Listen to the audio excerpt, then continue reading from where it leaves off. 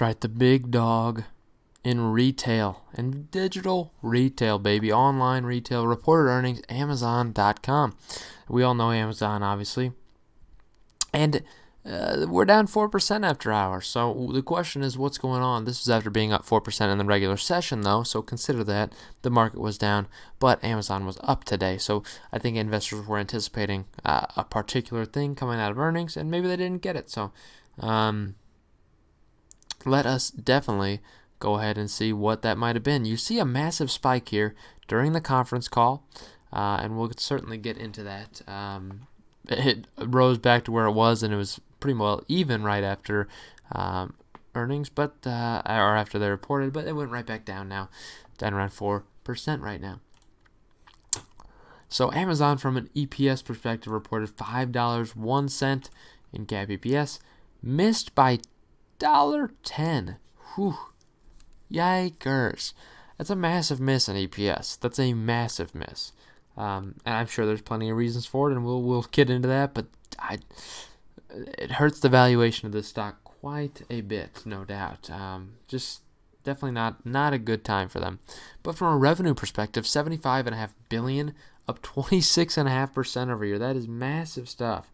And they beat by $1.4 billion on that aspect. The revenue is just beautiful on that aspect. It's really good. That is really good. Total revenue in North America was $46.1 billion versus $44.3 billion consensus, while international revenue was $19.1 versus a $19.1 consensus. Amazon Web Services came in at $10.2 billion versus $10.3 billion. Maybe the web services, again, cloud is huge right now, so maybe web services cause this to go down a little bit. We'll see.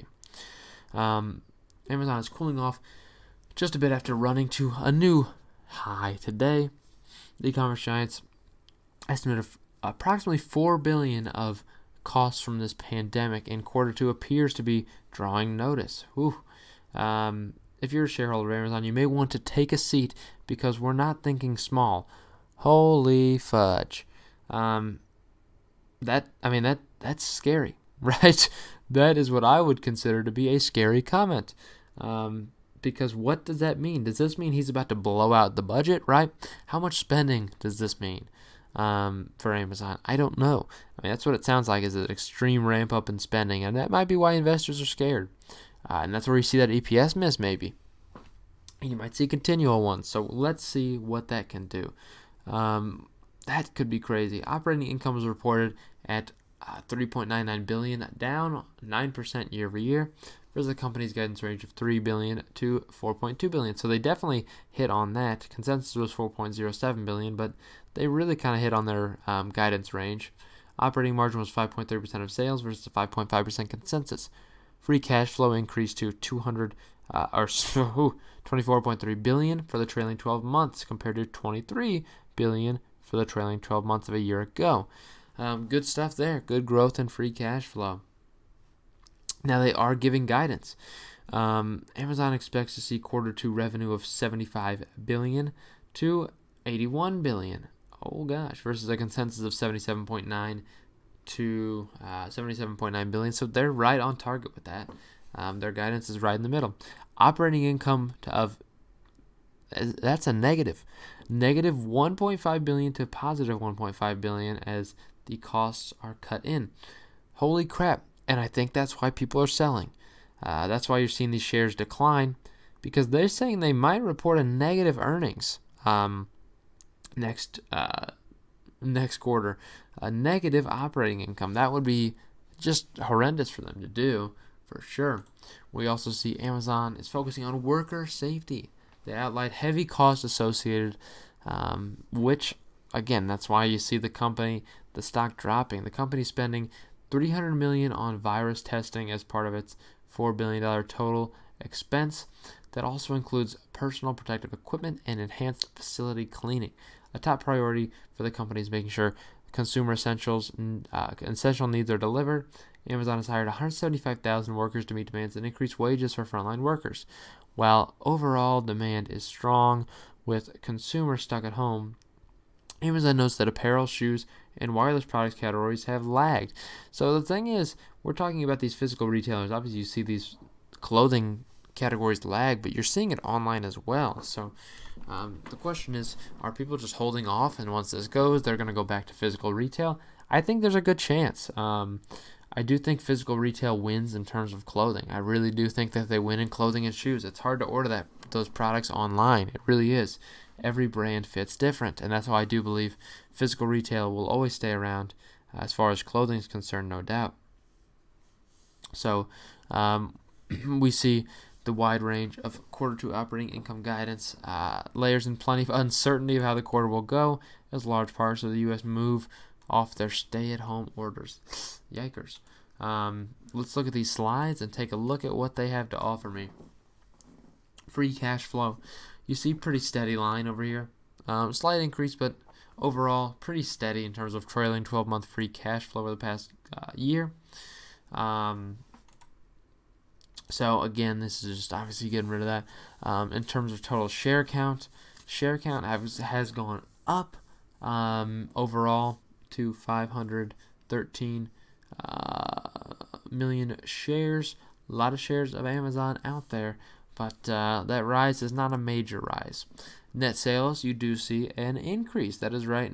Massive increase year over year, 26% year over year. And again, it looks like a good line for them. That's a good chart to look at. They even beat quarter three of last year in their quarter one, which is big. It's big for them to do that. Again, you'll see quarter one's the smallest, and you'll have a rising impact every single quarter since.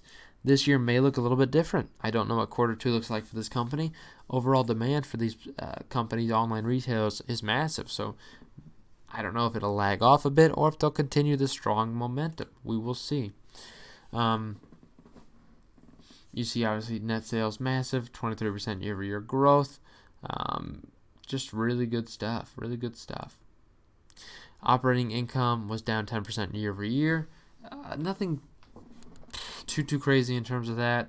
You saw a rise over Q2, Q3, and Q4 of last year as well. So nothing too really crazy to announce there. Operating income trailing 12 month down 5% year over year. Nothing massive there. I mean, nothing too crazy. But from a net income perspective, they were down 29% year over year. And a lot of that is 100% due to this increase in cost. Their net income line next quarter is probably going to be a lot worse. So just anticipate that. And I think some investors might be. Segment results. North America, we saw positive growth. International, that's right. And you are seeing this, right? So operating income in North America of $1.3 billion, but meanwhile you saw a $398 million loss in international segments, and there's many reasons for it. As I mentioned, there's a lot stricter laws in terms of internet in other countries around the world. There's a lot of strict internet laws, and frankly, companies have to pay a lot more to do business that way. So big operating loss in international, but you saw sales grow. Amazon Web Services, you see a consistent sales growth of 33% year over year. That is massive growth. Operating income on Amazon Web Services also saw a 38% increase. That is very nice. Very nice stuff. Definitely good for them. So, obviously, you see operating cash flow here, as they mention it. Pretty cool stuff. The only other thing I'd like to show here.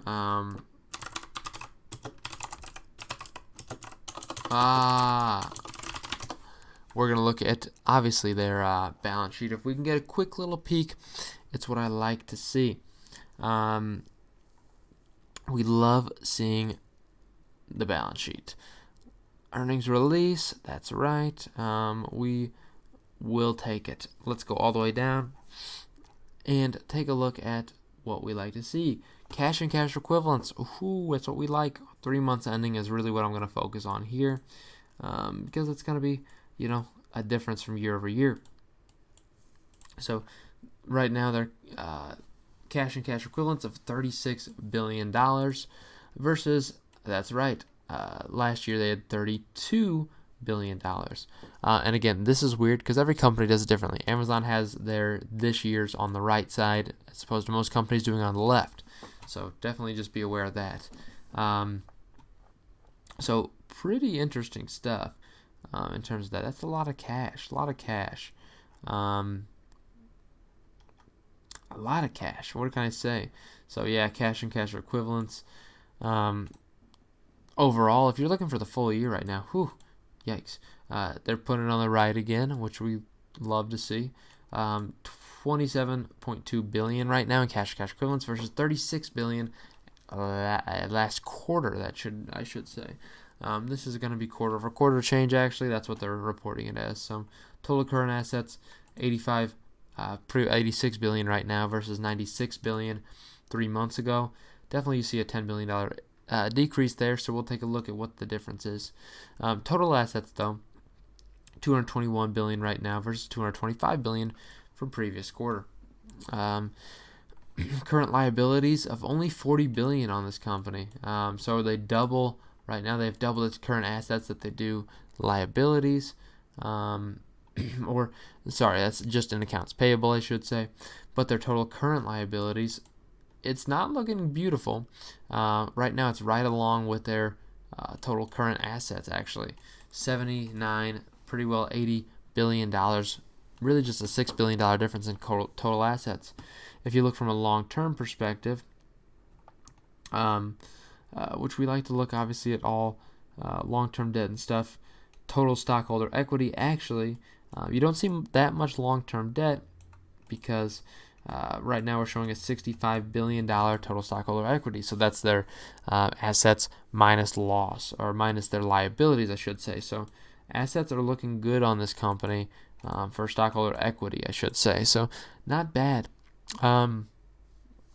Where you find the valuation of the stock is up to you. I don't think it's fair for me to give a judgment on the stock. It's one I have a position in. I have a position in it, but it's not a massive one for many reasons. It's a company that's super dominant. They know exactly what they're doing. The valuation's so high right now that it's hard to say, are we talking 2 years from now the run-up's going to be still massive? I don't know what that looks like. I think it might be. That's why I have a small position. But just in case it stays stagnant, I'll be okay staying out of it for a little bit. And I have other positions that I think will increase more, actually, in the next 3 to 5 years. So hope you enjoyed this and have a good one.